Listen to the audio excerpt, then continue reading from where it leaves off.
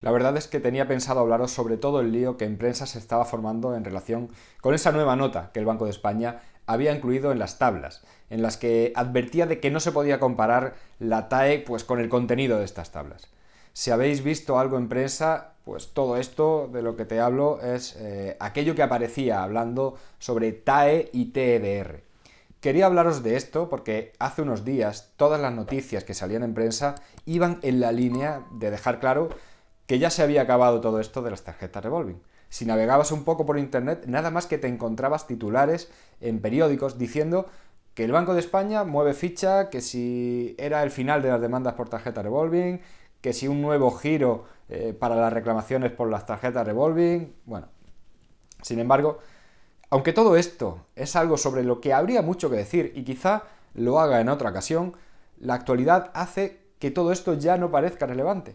Y es que hace apenas una semana conocíamos que el Tribunal Supremo se había pronunciado otra vez en relación con estas tarjetas revolving, pero estableciendo por primera vez un límite, o mejor dicho, el margen exacto que debe existir para comprobar si una tarjeta es usuraria o no. Así que de esto al final pues es de lo que os voy a hablar. Aunque, como siempre, déjame que te diga que tienes aún la posibilidad de reservar una consulta por videoconferencia conmigo de forma gratuita para hablar pues, de este tipo de contratos, de tu tarjeta revolving o de cualquier consulta que tengas sobre tu hipoteca.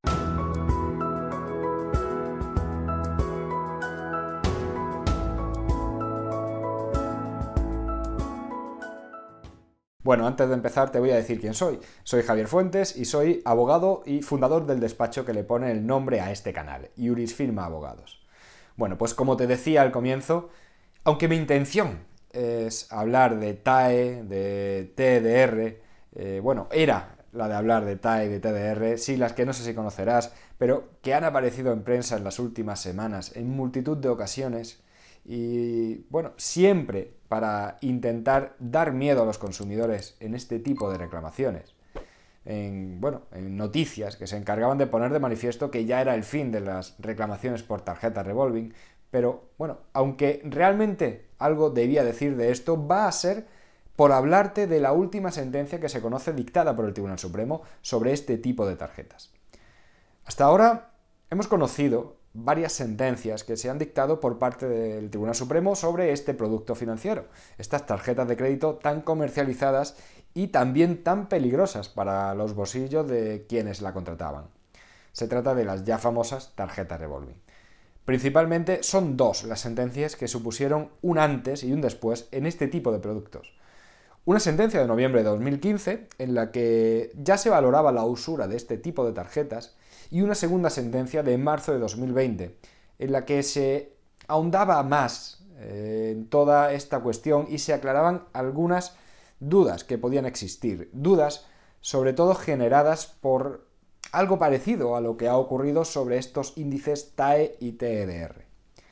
En definitiva, en esa primera sentencia del año 2015, lo que se decía es que estábamos ante contratos que se podían incluir en la modalidad de créditos al consumo, de forma que para ver si la tarjeta que tenemos delante, la que estamos analizando, es usuraria, teníamos que comparar la TAE de esta tarjeta con los valores, con los intereses que se establecían en los contratos de crédito al consumo.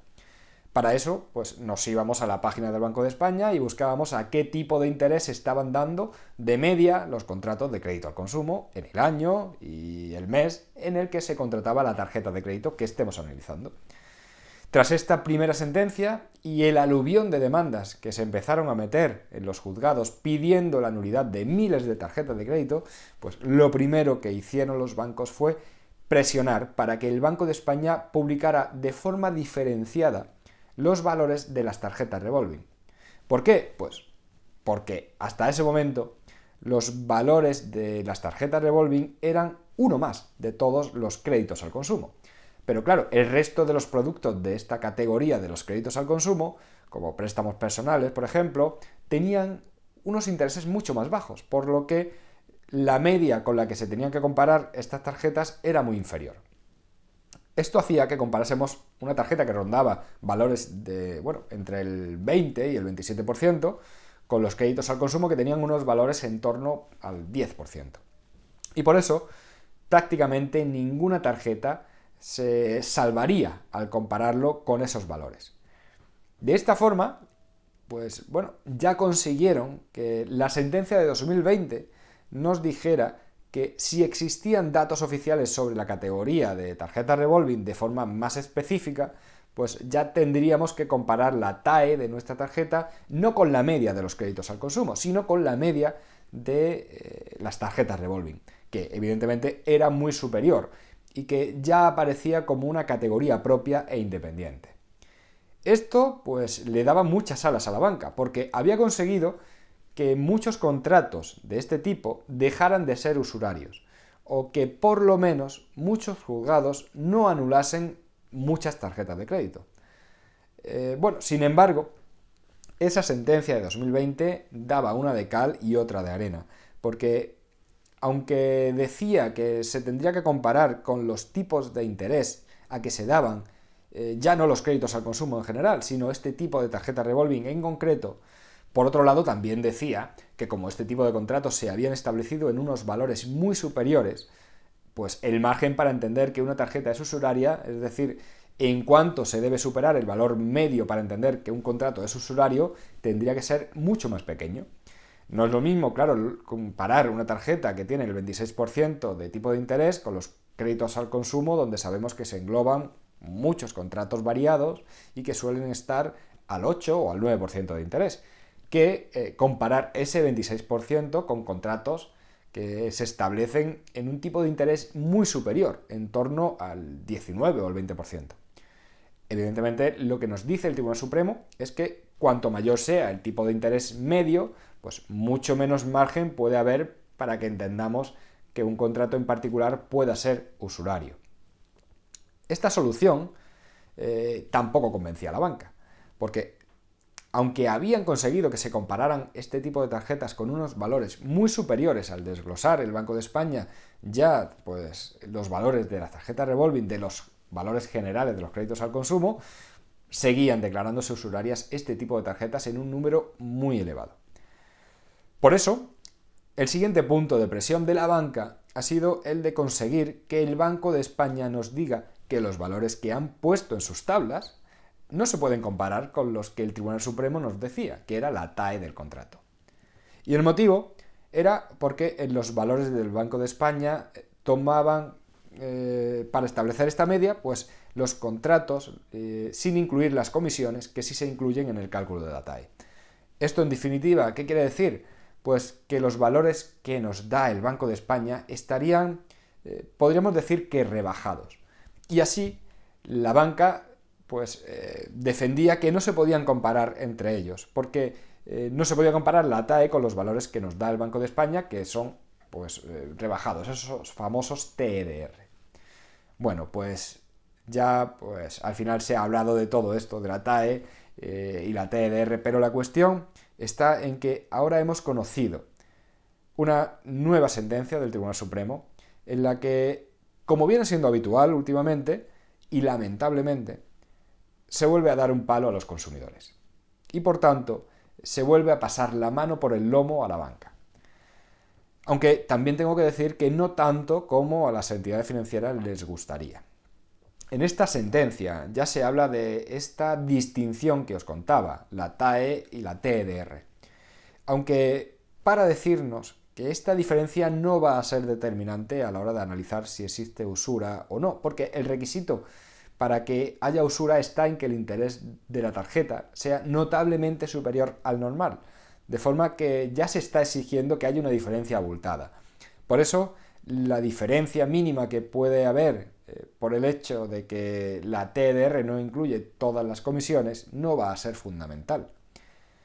Otra de las cosas que nos dice es en relación con los valores que se deben tomar cuando hablamos de tarjetas contratadas antes de 2010.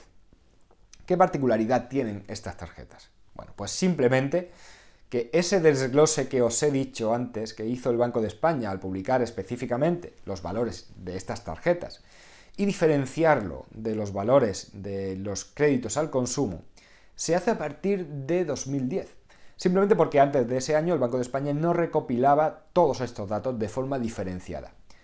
Entonces, antes de ese año solamente tenemos los valores de los intereses de los créditos al consumo. Esto implicaba pues que la mayoría de las sentencias que se dictaban en las que se analizaban contratos anteriores a este año, a 2010, tomaban los valores de los créditos al consumo como referencia para ver si un contrato es usurario o no. Bueno, pues ahora el Tribunal Supremo realmente cambia su doctrina, porque en su sentencia de 2020 lo que nos dijo fue precisamente esto. Es decir, que si teníamos datos concretos de los intereses a los que se daban las tarjetas revolving, teníamos que comparar nuestro contrato con esos valores. Pero que si no los teníamos, entonces tendríamos que compararlo con la categoría que más se pareciera. Y la única categoría en la que se pueden englobar este tipo de contratos de tarjetas revolving además con datos oficiales son los contratos de crédito al consumo. Bueno, pues ahora en esta sentencia del Tribunal Supremo lo que nos dice es que tenemos que seguir comparando con los valores medios que publica el Banco de España sobre este tipo de tarjetas revolving, aunque no se conozcan los valores del año en que se firmó. Es decir, aunque sean valores anteriores a 2010. Claro, ¿y cómo puede ser? Pues tomando el valor más cercano que se conoce de este tipo de contratos de tarjetas. ¿Y cuál es el valor? Pues el del año 2010. Con esta sentencia, el Tribunal Supremo nos está diciendo que el valor de los contratos del año 2010 va a servir como referencia para ver si un contrato de 2009 es usurario, si un contrato de 2005 es usurario o incluso si un contrato del 99 es usurario. Como si el valor del 2010 fuera un estándar para cualquier contrato anterior a ese año. Personalmente creo que esto es una locura. Existían una forma más fácil de solucionar esta controversia. Si los valores que conocemos en estos años no son los de las tarjetas, sino el valor algo más genérico de los créditos al consumo, teniendo en cuenta que ese valor de los créditos al consumo siempre se ve rebajado porque incluye no solo tarjetas de crédito revolving, sino también otros productos que son más baratos, la solución no es tomar el valor de las tarjetas de 2010. Creo que la solución sería tomar el valor de los créditos al consumo, pero teniendo en cuenta que el margen debe ser superior. Que si el crédito al consumo tiene una media entre el 8 y el 9%, pues una tarjeta de crédito del 15%, pues no tiene por qué ser usuraria. Que se establezca un margen que ya tenga en cuenta esto, un margen mucho más alto. Pero bueno, esta es la solución que nos trae el Tribunal Supremo para los contratos anteriores a 2010. Pero ahí no queda esta sentencia. Esta sentencia resuelve ya el gran conflicto que se da en este tipo de procedimientos, que no es otro que el saber qué margen es el que debe haber entre una tarjeta revolving y el valor medio de todas las tarjetas revolving para entender que sea usuraria o que no lo sea. Aquí, ahora el Tribunal Supremo nos dice que el margen es de 6 puntos. Es decir, si el tipo de interés al que se dan las tarjetas en general en un año determinado, en una fecha determinada, es, por ejemplo, el 20%, si la tarjeta que estamos analizando es del 26% o más, ya sería usuraria. Pero si es inferior al 26%, no sería usuraria. En este punto también se está cambiando la doctrina que tenía hasta ahora. Porque el Supremo nos dijo que cuanto mayor sea el tipo de interés que se usa como referencia, más pequeño debe ser el margen para que un contrato sea usurario. En cambio, ahora no se establece un margen que varíe en función de lo alto que sea el interés de referencia o no. Se establece un margen estándar de 6 puntos. Y ese margen va a servir tanto si el tipo medio es del 15% o del 16%, como si es del 20% o del 21%. Algo que, repito, va en contra de la anterior doctrina. Pero bueno, la justificación que nos da el Supremo es que se hace necesario establecer un criterio objetivo, ya que estamos ante miles de pleitos iniciados sobre este tipo de tarjetas. Y por tanto, que hay que dar un criterio que sirva de forma genérica para todos estos procedimientos. Personalmente hay bastantes cosas de esta sentencia que no me gustan, pero también tengo que deciros que con este margen que se ha establecido son muchísimas las tarjetas que se van a anular por ser usurarias. Pero sobre todo, quiero recordarte en este punto algo que os dije en una de las últimas grabaciones que he publicado, que una tarjeta de este tipo no solamente se puede anular por ser usuraria, sino que existen otros muchos motivos para anularla. Uno de ellos sería la falta de transparencia, aunque este tampoco sería el único.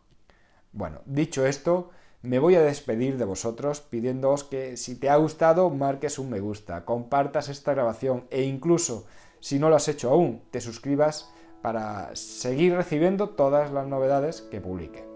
Y también te voy a pedir que dejes un comentario, bueno, el comentario que quieras, incluso dándome tu opinión sobre todas estas noticias que están saliendo últimamente respecto de este tipo de contratos.